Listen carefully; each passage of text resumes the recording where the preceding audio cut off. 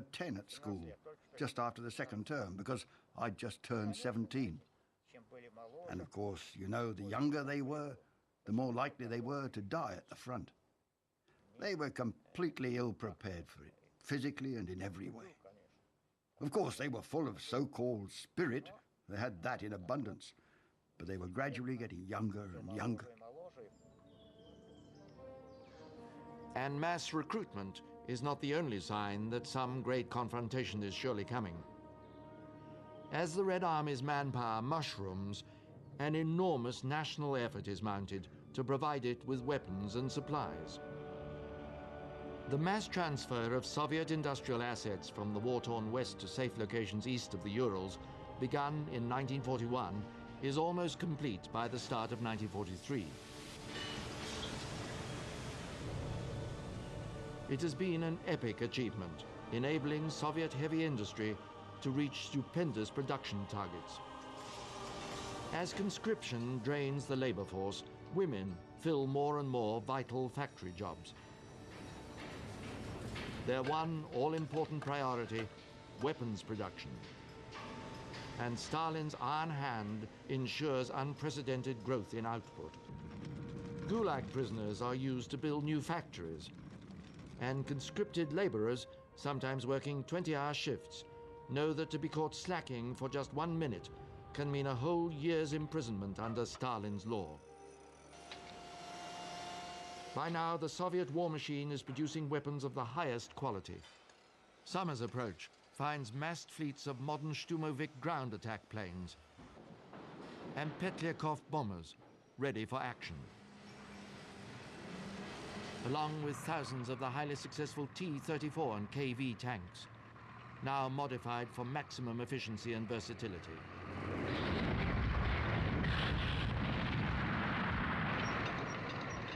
The same desperate race to prepare is underway in Germany, where much is expected of two new heavy tanks, the fearsome Panthers and Tigers.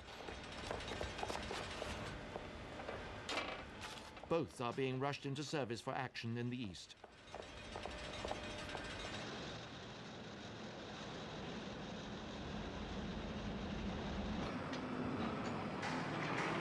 German aircraft output has stepped up, though the Luftwaffe is denied new designs in favor of rapid production.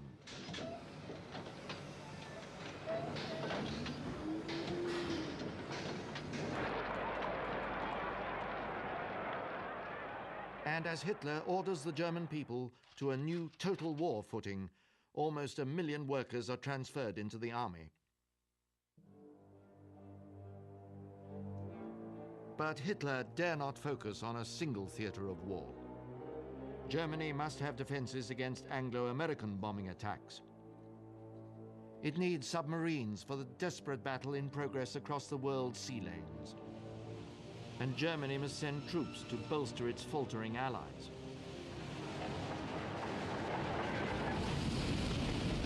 The Führer knows that if his stretched forces are to defeat the Red Army in 1943, they must attack quickly before it can recover from the losses of the winter. Hitler's strategy is simple and optimistic. In a two-pronged attack, he plans to destroy the Soviet position around Kursk, on the map a great bulge, 130 miles long and 100 miles deep, at the center of the Eastern Front.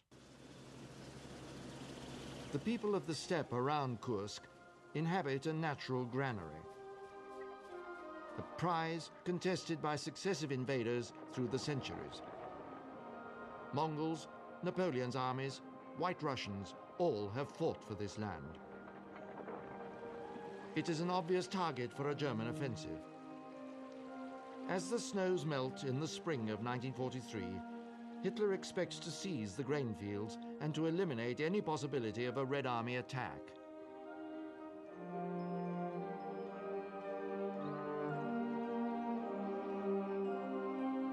But Stalin's fierce determination to increase the strength of the Red Army and its supply lines means that the Wehrmacht now faces a formidable foe. Moscow in April. Intelligence is flooding into the Kremlin from the Kursk sector.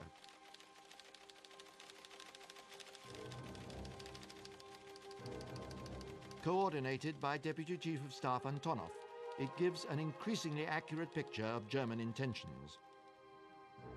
For Stalin's General Staff, this is a rare opportunity for finesse.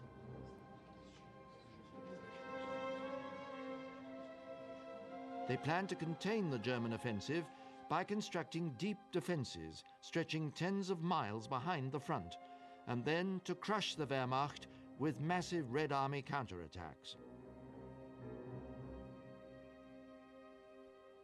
At first, Stalin instinctively rejects this strategy. As usual, he demands an immediate offensive.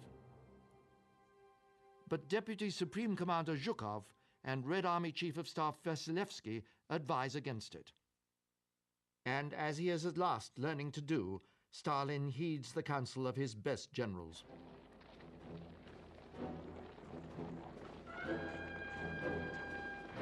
Soviet units are ordered to dig in and defend Kursk, massed to draw the Wehrmacht into a trap. And so now, two gigantic armies are converging, led by men who hold the destinies of huge empires in their hands. On the German side, Field Marshal Kluge commands forces allocated for the northern pincer. The dauntless Manstein will control the southern offensive.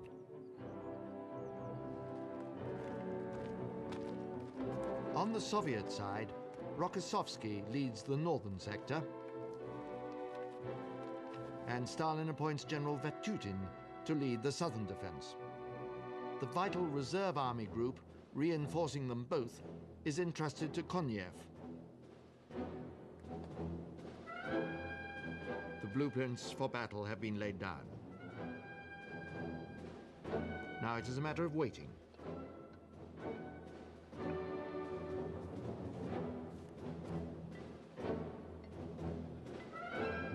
And waiting.